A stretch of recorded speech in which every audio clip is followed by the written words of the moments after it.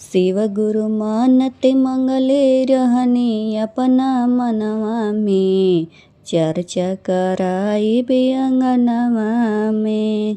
शिव गुरु मानत मंगले रहनी अपना मनवा में, चर्चा कराई बे अंगनवा में।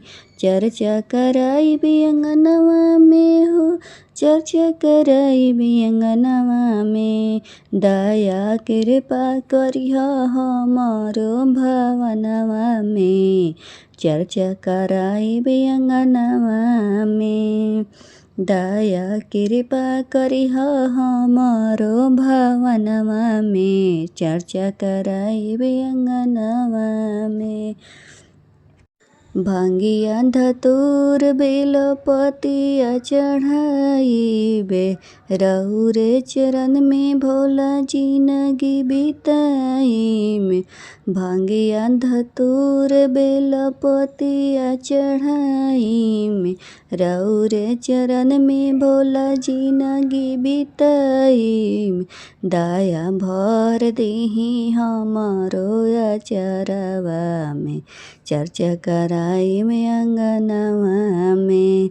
दया भर देहि हमारो अचरवा में, चर्चा कराई में अंगनवा में।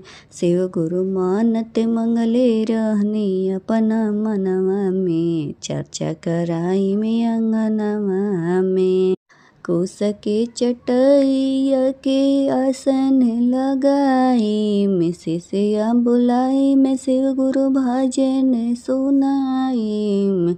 कुश के चटैया के आसन लगाई, शिष्या बुलाई में शिव गुरु भजन सुनाई। शिव गुरु दर्शन दिहले हमरा सपनवा में, चर्चा कराई में अंगनवा में। शिव गुरु दर्शन दिहले हमारो सपनवा में, चर्चा कराई में अंगनवा में।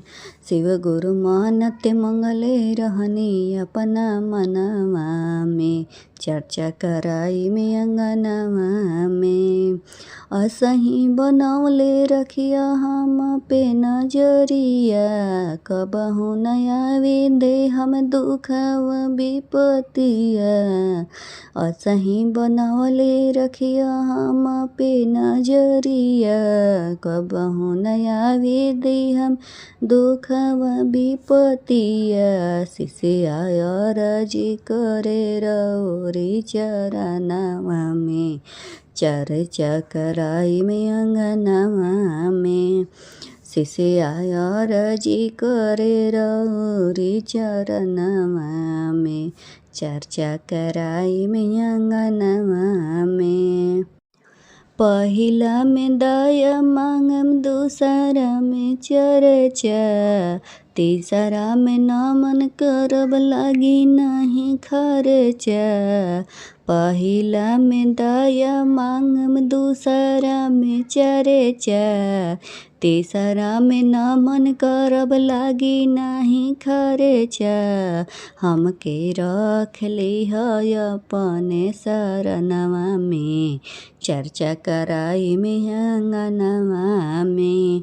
हमके रख लिह अपने शरणवा में, चर्चा कराई में अंगनवा में। शिव गुरु मानत मंगले रहनी अपना मनवा में, चर्चा कराई में अंगनवा में ना।